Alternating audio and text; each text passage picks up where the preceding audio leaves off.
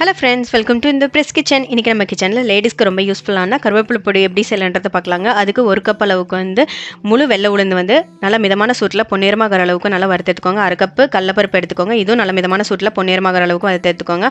ஆப்ஷனுக்கு ஒரு டீஸ்பூன் அளவுக்கு கருப்பு எள்ளு இல்லைனா வெள்ளையில் ட்ரை ரோஸ்ட் பண்ணி எடுத்து வச்சுக்கோங்க. அண்ட் மிளகாய் காரத்துக்கு தகுந்த மாதிரி ஒரு டீஸ்பூன் அளவுக்கு எண்ணெய் விட்டு காரத்துக்கு தகுந்த அளவுக்கு வறுத்து எடுத்து வச்சுக்கோங்க. அண்ட் இதில் 4-5 பல்லு பூண்டு வாய்வு பிடிக்காமல் இருக்கிறதுக்காக வறுத்து எடுத்துக்கோங்க. உரப்புக்கு தகுந்த மாதிரி புளி சேர்த்துக்கோங்க. அண்ட் ஒரு டேபிள் ஸ்பூன் அளவுக்கு தேங்காய் எண்ணெய் சேர்த்துட்டு நம்ம எடுத்து வச்சிருக்க கருவேப்பிலை கொஞ்சம் கூடி தண்ணியே இருக்கக்கூடாதுங்க. நல்லா ட்ரையான கருவேப்பிலையாக போட்டு நல்லா வறுத்து எடுத்துடணுங்க. அதில் கொஞ்சமாக கல்லுப்பும் பெருங்காயத்தூளும் சேர்த்து நல்லா மொறுமொறுன்னு ஆகிற அளவுக்கு வறுத்து எடுத்துட்டு ரூம் டெம்பரேச்சர் அளவுக்கு ஆறுனதுக்கப்புறம் மிக்சர் ஜாரில் போட்டு நல்லா குறைன்னு அடிச்சு எடுத்து வச்சுக்கோங்க. இந்த பொடி பார்த்தீங்கன்னா சின்ன பெண் குழந்தைங்கலேருந்து பெரிய லேடிஸ் வரைக்கும் கொடுக்கலாங்க. கருப்பை சம்மந்தப்பட்ட எந்த பாதிப்புமே இருக்காது. ஈவன் நம்ம மார்னிங் பிரேக்ஃபாஸ்ட்லேருந்து மதியானம் சுடு சாப்பாட்டுக்கு போட்டு நெய் விட்டு சாப்பிட்டா ரொம்பவே நல்லா இருக்குங்க.